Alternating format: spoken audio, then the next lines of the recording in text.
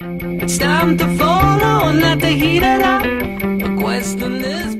mes amours, j'espère que vous allez tous très bien. Je vous retrouve aujourd'hui pour la seconde édition de mes vidéos sur le postpartum. On en avait parlé au moment où j'ai accouché, je sais plus si c'était sur Instagram, il me semble que j'avais fait une petite boîte à questions sur Instagram à l'époque et que je vous avais aussi invité dans une des vidéos sur l'accouchement ou la fin de la grossesse, je sais plus, à me poser vos questions sur l'après, sur une fois que bébé est là, comment on fait, comment on s'organise, de quoi on parle. Et je peux vous dire qu'il y a plein de choses qui suscitaient votre interrogation, on va dire ça comme ça, et moi j'avais noté toutes ces questions en imaginant d'abord vous faire des vidéos assez rapidement. Et au final, je me suis laissé le temps et j'ai bien fait parce que clairement, il faut un petit peu de recul quand même et je suis pas certaine encore qu'à 8 mois, on puisse tout savoir sur tout. Mais bon, en l'occurrence sur le thème qui nous occupe aujourd'hui, je pense que je suis calée, je suis bien.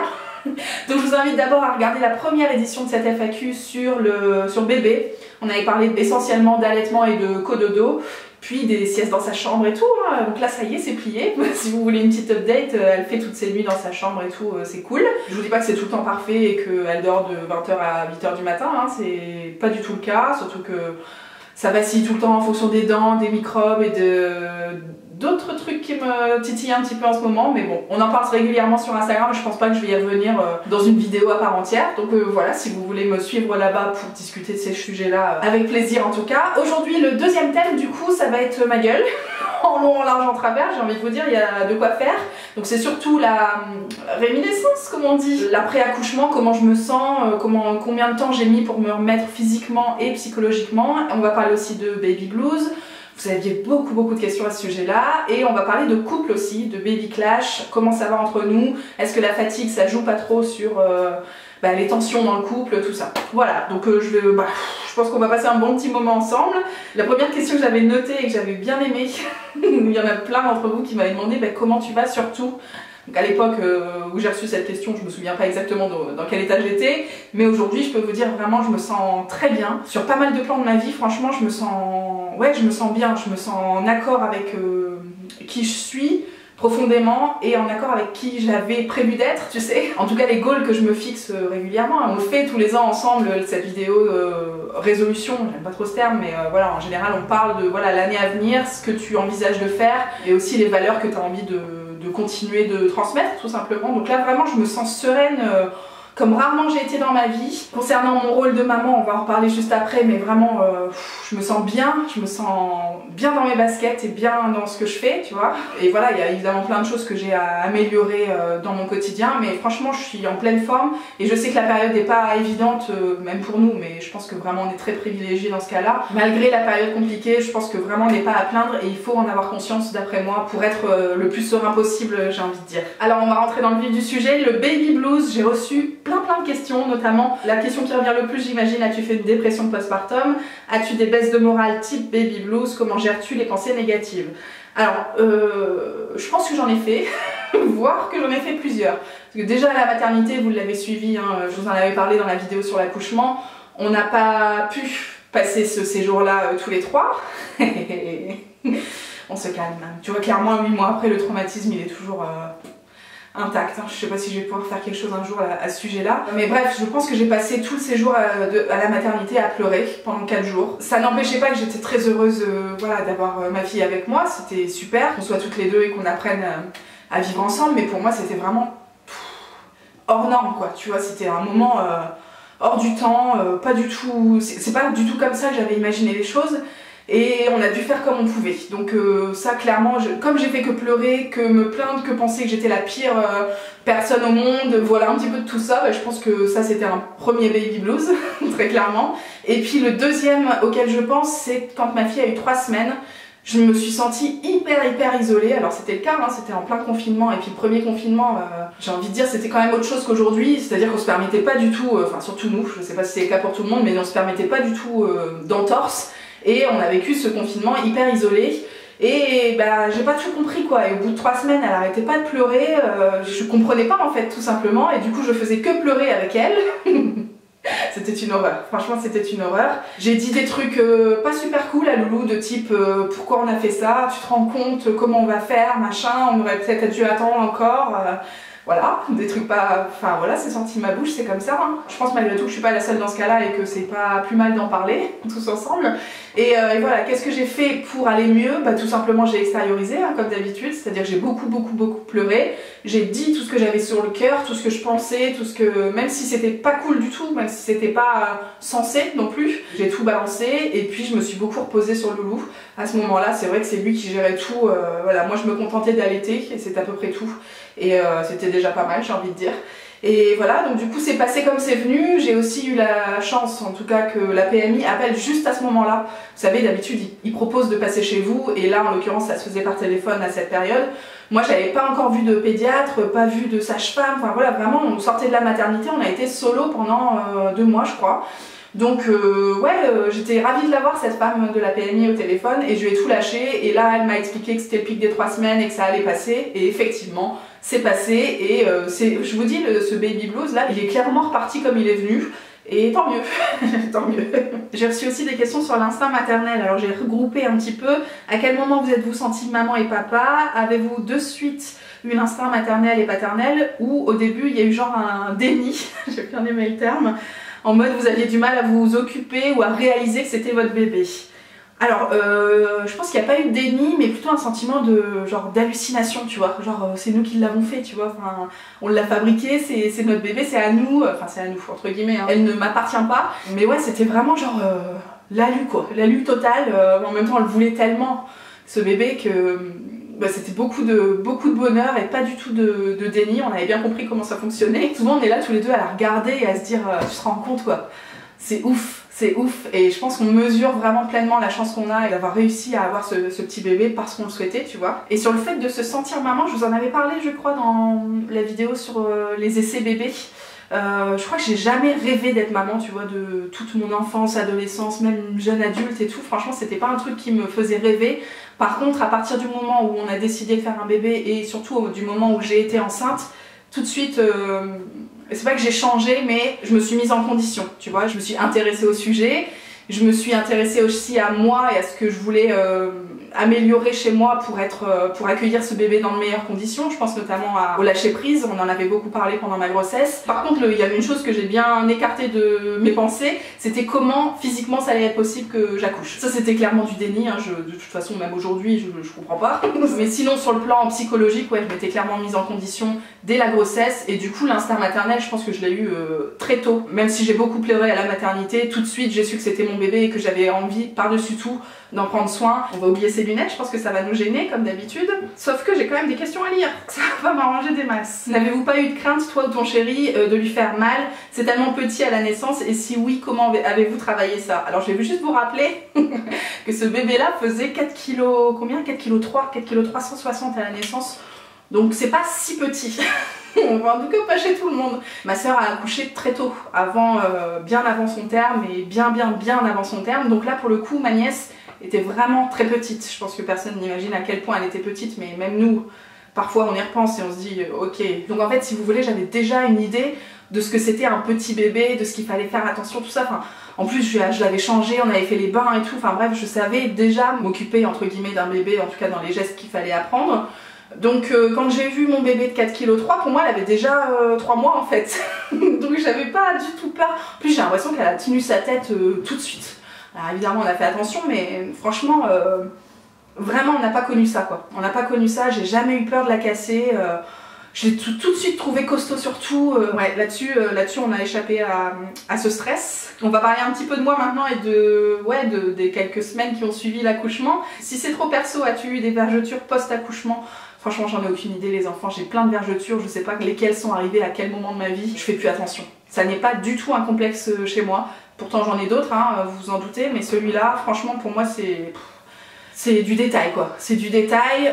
Alors j'en suis pas non plus hyper libérée, c'est-à-dire je vais pas lever mon t-shirt comme ça à tout le monde, des gens que je connais pas, bon bah je vais pas forcément leur montrer mon ventre, et potentiellement qu'à la plage je vais continuer d'opter pour des maillots de bain une pièce, mais franchement si tu tombes un jour sur mes vergetures, ça me... j'ai pas honte du tout, et en l'occurrence je sais pas, je pense pas en avoir eu pendant la grossesse, franchement j'ai pas l'impression qu'il y en ait des super récentes, ni du coup post-accouchement, mais j'en ai tellement de mes précédentes pertes de poids et tout, de mes variations de poids, que du coup c'est possible que j'en ai eu après et que je m'en sois pas rendu compte.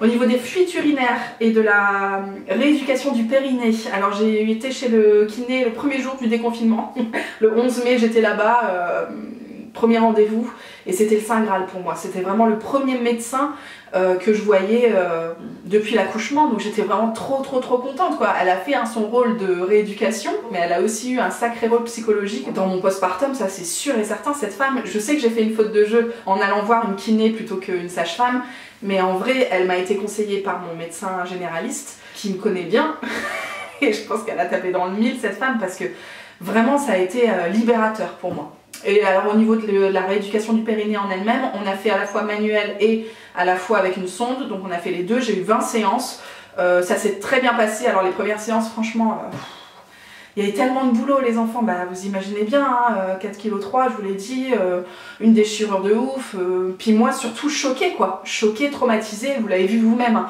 dans la vidéo sur l'accouchement, je ne mens pas. Ça se voit, je suis pas du tout de ce monde en fait.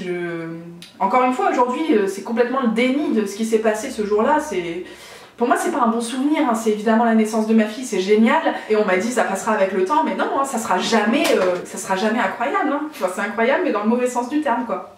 Donc bref, ma rééducation s'est bien passée et je pense que la sonde m'a aussi aidée. En fait, cette femme, elle m'a demandé moi-même de me faire la sonde, tu sais, de l'introduire du coup dans mon vagin pour stimuler un petit peu le muscle. La première fois, les enfants, où j'ai dû faire ça, j'ai tellement pleuré, je lui ai dit mais vous êtes sûrs que je vais y arriver et tout, enfin, vraiment dans un état pas croyable. Et du coup, c'est comme ça aussi, ça m'a... Tu sais, je me suis réapproprié mon corps, je crois qu'il y a une question comme ça après... Avec ces gestes-là, le fait qu'elle me force, entre guillemets, à « mais si Charlotte, tu vas y arriver », tu vois, c'est... Ben, je l'ai fait, et ouais, ça m'a beaucoup aidé, quoi. Ça m'a beaucoup aidé, donc la sonde, finalement, pas si mal, quoi, pas si mal. Et au niveau des fuites, alors j'en ai eu pendant très longtemps. Chaque fois que je toussais, que je rigolais et tout, laisse tomber. Aujourd'hui, ça va, ben, j'ai envie de dire heureusement, hein, j'ai quand même fait 20 séances. Dès que je fais du sport et tout, aucun problème. J'ai repris le sport, je sais plus, à 5 mois peut-être. J'ai été courir, j'ai fait du vélo elliptique. Les premières fois, un petit peu de, tu sais, de douleur quand la cicatrice frottait, quoi. Surtout que j'ai pas du tout été de la team à masser, tu vois. Vraiment, moi, j'ai pas réussi à me toucher pendant très longtemps, quoi. Donc voilà, le massage de ma cicatrice, c'était pas possible. Donc le sport, pas de problème. Par contre, des fois, ça m'arrive d'avoir une goutte quand j'éclate de rire vraiment très fort, quoi. Mais j'ai aucun problème quand je porte des charges, quand voilà, je fais des trucs... Non, au quotidien, franchement, ça va à peu près. C'est pas pareil qu'avant, c'est sûr. Tu sens quand même que c'est moins solide, mais ça va. Je pense que vraiment, je m'attendais pas à me remettre aussi bien à ce niveau-là. Combien de jours as-tu mis avant de te sentir mieux? Autant que possible.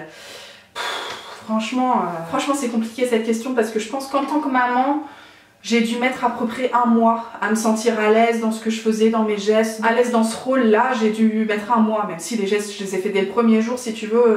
La mise en place de cette petite routine qui est différente chaque jour, hein, bien sûr, mais voilà, de connaître mon environnement, ça a mis à peu près 1 mois pour que je sois rassurée, en tout cas. Et après, combien de temps physiquement? Franchement, je pense que je suis toujours pas remise. Objectivement, en tout cas physiquement, je suis pas du tout là où j'ai envie d'être. Donc là, je suis encore en transition et je pense pas que je sois remise. Alors, c'est pas que l'accouchement qui est en cause, mais ça fait partie aussi de mon traumatisme et je suis pas encore... je suis pas dans le game, quoi. Je suis pas dans le game, mais c'est en cours de travail. Clairement, je me laisse pas abattre. Je vous invite à regarder cette vidéo d'ailleurs pour comprendre là où je veux en venir. Je vais pas non plus rabâcher les choses à chaque vidéo, mais je suis en train de travailler sur moi, sur mon physique, sur mon corps pour me sentir plus à l'aise avec lui. Et bah, tout ça, ça prend du temps et je pense pas que je puisse dire aujourd'hui que je sois remise physiquement de toutes ces douleurs-là, tu vois. Mais c'est peut-être plus psychologique que physique au final, parce que là je suis capable de tout faire si tu veux. Alors on attaque les questions sur le couple, les enfants. On est en pleine réflexion pour commencer les essais à bébé avec mon copain. Mes plus grandes peurs sont le couple après un bébé, la fatigue, comment gérez-vous, pas trop tendu le couple depuis la naissance, baby clash avec le papa, comment conserver son couple, comment éviter le stress H24, pas trop dur d'être femme et maman en même temps, comment Loulou te voit, comment faire pour ne pas s'oublier soi et son couple, et toujours être un couple en tant que parent. Les enfants, je pense que ça c'est la question qui vous a le plus titillé et je le comprends hein, parce que même si on avait très envie d'être parents, on savait que ça allait bousculer notre routine et en plus nous on est très routiniers, on est très casaniers. Donc voilà, on savait que ça allait plus être la même chanson. Pour autant, on avait certainement trop intellectualisé la question, c'est-à-dire que vraiment, avant d'être prêt, même si je vous le rappelle, j'ai été prête avant Loulou en l'occurrence, je pense que lui, encore plus que moi, il a étudié tous les paramètres. C'est peut-être un peu trop pour certains, mais pour nous, c'était important de savoir, d'estimer là où on mettait les pieds. Tu sais, de pas dire oui à l'autre, je suis prêt, alors que c'est pas le cas. On dit pas oui, ok, on fait un enfant pour faire plaisir à son conjoint, il faut vraiment... tu vois, on a la vie d'un petit être entre ses mains et c'est pour toute la vie, j'ai envie de dire, donc c'est pas une question à prendre à la légère et nous on l'a pas prise du tout à la légère. Du coup j'ai envie de te dire que si tu prends cette décision en tout état de conscience, après il n'y a plus de soucis parce que le principal est là, c'est-à-dire que cette petite personne qui va arriver dans vos vies, elle va vous combler de bonheur parce que vous l'attendiez avec impatience, tu vois. Et vraiment le reste, alors il y aura des galères, il y aura des crises, mais c'est peanuts à côté de ce qui vous rapproche, tu vois. Je sais pas si ça répond très bien à cette question. J'ai envie de vous dire aussi que si ça marchait bien avant entre vous, ça marchera bien aussi après. On est un couple solide, on est un couple harmonieux, on se complète l'un l'autre. De manière générale, avant la naissance de notre fille, il n'y avait pas de clash entre nous, il n'y avait pas de tension. J'ai demandé son avis à Loulou du coup, et il m'a répondu que le plus important c'était de savoir passer, en tout cas dans les premières semaines, c'est savoir passer le relais, savoir dire là, je peux plus en fait. On n'a pas divisé les tâches 50-50, genre j'ai changé la dernière couche, c'est ton tour, machin. L'important c'est de pas laisser l'autre galérer quand, voilà, pour X ou Y raison, il a pas envie, il a pas le courage, il est plus fatigué, il a moins de patience. Voilà, là, hop, on prend le relais, soit on prend le relais, soit soi-même on réussit à dire, écoute là, je le sens pas, est-ce que tu peux me filer un coup de main parce que...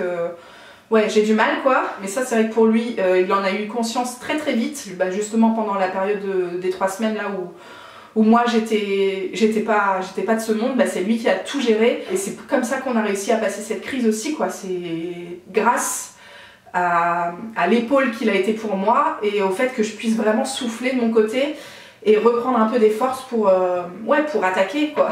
On a l'impression que j'escalade l'Everest, mais vraiment pour moi c'était ma force à ce moment-là quoi. Est-ce que vous avez trouvé votre rythme de vie à 3 facilement ou est-ce qu'il y a eu quelques semaines chaotiques? Alors je crois qu'on a trouvé un rythme, enfin c'était pas un vrai rythme puisqu'on était en confinement, donc c'est vraiment une période particulière, hein, même pour nous pour accueillir un bébé. Pour moi c'était une galère de manière générale parce que pas mes proches avec moi physiquement pour m'épauler et surtout pas de corps médical proche de moi pour voilà, n'importe quelle question, voilà, moi je voulais déranger personne, sauf gros drame évidemment si ma fille avait eu un vrai souci, là on serait allé voir quelqu'un en urgence, mais voilà, j'ai attendu que ce soit autorisé pour aller me plaindre à droite à gauche et là je peux vous dire que j'ai tout donné, mais du coup c'est vrai qu'on a été dans une bulle pendant 2 mois et je pense que ça nous a beaucoup aidé aussi puisque Loulou déjà a été très présent pendant toute la période du confinement.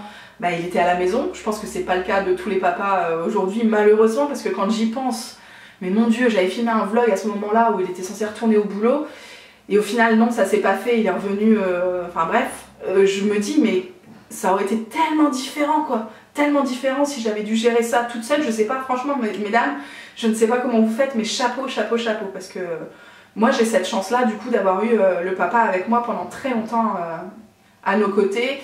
Et du coup la fatigue c'est pas la même de toute façon quand t'es en confinement, tu vis au rythme de ton bébé, donc c'est à dire que dès qu'elle dormait, nous on faisait des siestes à tour de rôle, la nuit on se levait tous les deux puisqu'il y avait personne qui bossait forcément le lendemain, qui s'en allait bosser on va dire, donc il n'y a pas eu de vraie fatigue physique, il y a eu des fatigues psychologiques par moment comme je vous ai dit quand moi j'étais un petit peu en dessous, il y a eu aussi un moment où j'ai gueulé sur lui, mais alors ça m'arrive jamais, je suis sortie de mes gonds sur un détail, mais franchement les enfants c'est vraiment rien du tout.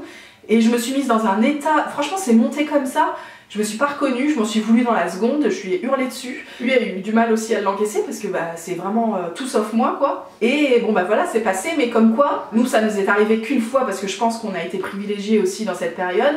Mais comme quoi c'est possible que clairement ça pète, et dans ce cas là j'ai pas de solution les enfants, franchement faut laisser sortir vos émotions et faut espérer, croiser les doigts pour que l'autre les accueille correctement, même s'il y a besoin parfois de s'éloigner un petit peu l'un de l'autre au sein de la même maison pendant le confinement, on est content. Je pense qu'on peut pas garder ces trucs là en soi, sinon c'est pire que tout. Et puis du coup essayer de se relayer pour les siestes au maximum quoi, pour chacun avoir de l'énergie à un moment différent de l'autre. En fait, ça c'est le top. Encore une fois, on peut passer le relais. Je crois que c'est la dernière question, les enfants. Ouais, faire l'amour après cela.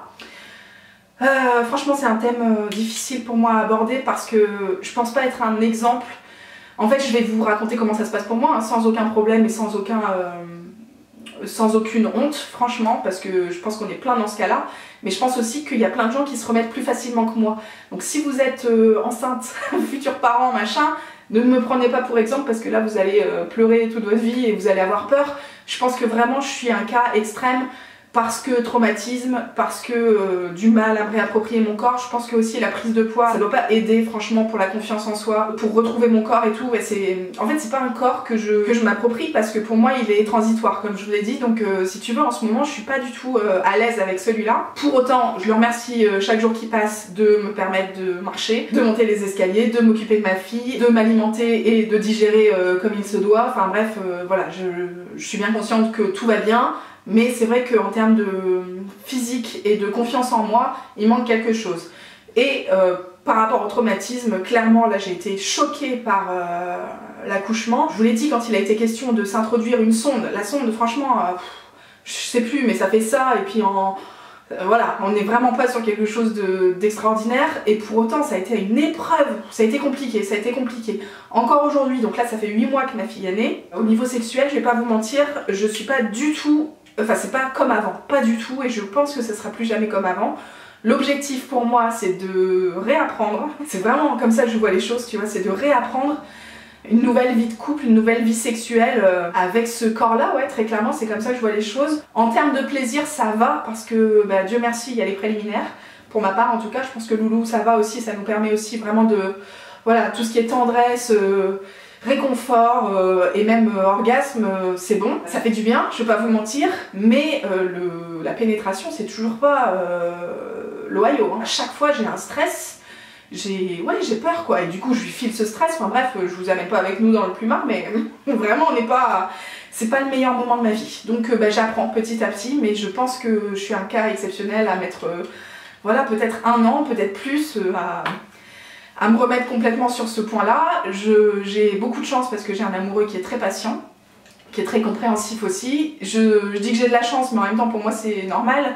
J'ose espérer que ce sera le cas pour plein de gens aussi, voilà, si vous êtes dans ces interrogations-là. J'espère que ça va, que c'est pas trop un problème dans vos vies de couple à vous, mais en tout cas moi ça n'est pas un problème, mais ça n'est pas quelque chose qui est complètement résolu quoi. Vraiment, on est encore dans le feu de l'action, j'ai envie de dire. Et je vous ai gardé une petite question rigolote pour la fin, c'est au sujet du chat.